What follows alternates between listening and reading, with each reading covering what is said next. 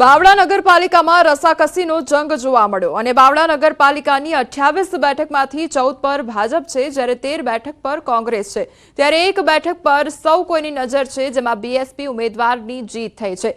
કાળુભાઈ ચૌહાણ જેઓ બીએસપી ઉમેદવાર છે તેમની એક બેઠક પર જીત થઈ છે ત્યારે હવે કાળુભાઈ ચૌહાણ અહીં કિંગ મેકર સાબિત થશે। બાવળા નગરપાલિકાની અંદર કહી શકાય કે રસાકસીનો જંગ છે તે જોવા મળી રહ્યો છે। કોંગ્રેસ પાર્ટીને 13, ભારતીય જનતા પાર્ટીને 14, તો સાથે જ બીએસપી જે પાર્ટી છે તે પાર્ટીને એક મુદ્દા જીત્યો છે તે કાળુભાઈ ચૌહાણ। કાળુભાઈ, કિંગ મેકર બાવળા નગરપાલિકાના તમે ગણાશો? Thank you. એમ નહીં, પણ તમે જીતા છો, કેટલા ટર્મથી જીતતા આવો છો અને જે રસાકસી થઈ 4 ટર્મથી જીતો છો? 4 ટર્મથી સતત।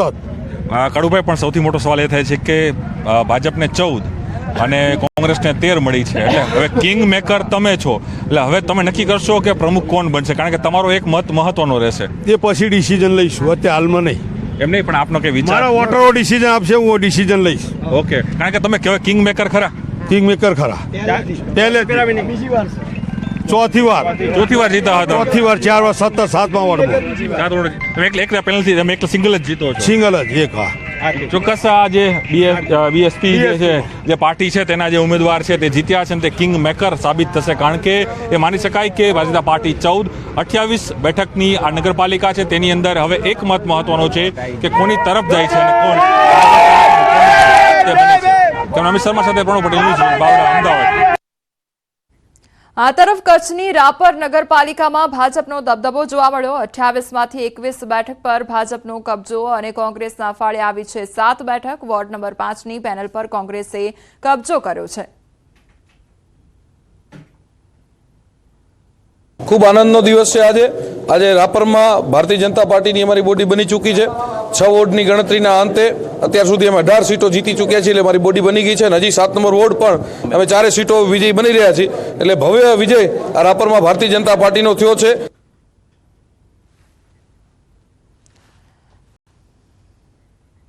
તો સ્થાનિક સ્વરાજની ચૂંટણીમાં ભાજપનો દબદબો જોવા મળ્યો છે અને કોંગ્રેસના સુપડા સાફ થતા નજરે પડ્યા છે ત્યારે કચ્છની રાપર નગરપાલિકામાં પણ ભાજપનો દબદબો જોવા મળ્યો। બીજી તરફ પંચમહાલની વાત કરીએ તો પંચમહાલની કાલોલ નગરપાલિકા વર્ષ 1996માં અસ્તિત્વમાં આવ્યા બાદ પ્રથમવાર ભાજપે ચૂંટણીમાં સ્પષ્ટ બહુમતી હાંસલ કરી છે। જાહેર થયેલા પરિણામમાં ભાજપને 11 અને અપક્ષને 10 બેઠકો મળી છે। હાલ શક્તિસિંહ દ્વારા પ્રેસ કોન્ફરન્સ કરવામાં આવી રહી છે, સીધા તે તરફ। જ્યારે અમારા પાસે મજબૂતીથી ધારાસભ્યો 81 હતા ત્યારે જુનાગઢ મહાનગરપાલિકામાં માત્ર 1 કોર્પોરેટર અમારા ચૂંટાયેલા હતા। એ પછી બાય ઇલેક્શન્સમાં બીજા 2 ચૂંટાયા અને વિસર્જન થયું ત્યારે 3ની સંખ્યા હતી। આજે છેલ્લા આંકડા મળતા મુજબ જ્યાં માત્ર 2018માં 1 ચૂંટાયા હતા ત્યાં આજે કોંગ્રેસના સિમ્બોલ પર જુનાગઢ મહાનગરપાલિકામાં 11 કોર્પોરેટરો અમારા ચૂંટાયા છે। હું જુનાગઢના સુજ્ઞજનોનો ખૂબ આભાર માનું છું। ઘણા હાથગંડાઓ થયા જુનાગઢમાં, જે રીતે ચૂંટણીની સાથે અનેક પ્રકારના જે લોકશાહીમાં માન્ય નથી એવા હાથગંડા થયા, એમ છતાં જુનાગઢવાસીઓએ જે પ્રેમ આપ્યો છે માટે એમનો ખાસ આભાર માનું છું। અનેક કાવાદાઓ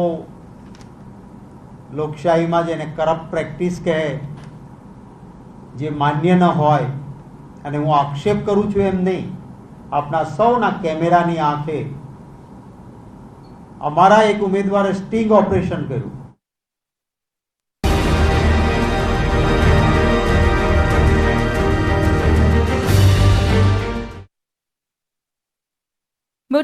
પંચમહાલના કાલોલ નગરપાલિકાના વોર્ડ નંબર 4માં અપક્ષનો દબદબો જોવા મળ્યો। અપક્ષના 4 ઉમેદવારો અહીંયા વિજેતા થયા છે, તો ગોંડલની સુલતાનપુર બેઠકની પેટા ચૂંટણીમાં ભાજપની મહિલા ઉમેદવારનો વિજય થયો છે। વર્ષા ગોંડલિયાનો 2263 મતથી ભવ્ય વિજય થયો। આ તરફ આણંદના ખંભાતની ઉંદેલ ગ્રામ પંચાયતની વિભાગ 2ની પેટા ચૂંટણીમાં ભાજપે બાજી મારી લીધી। ભાજપ ઉમેદવાર રમેશ પરમારનો 1304 વોટથી વિજય થયો। આ તરફ જસદણના વોર્ડ નંબર 2માં ભાજપના 4 ઉમેદવારોની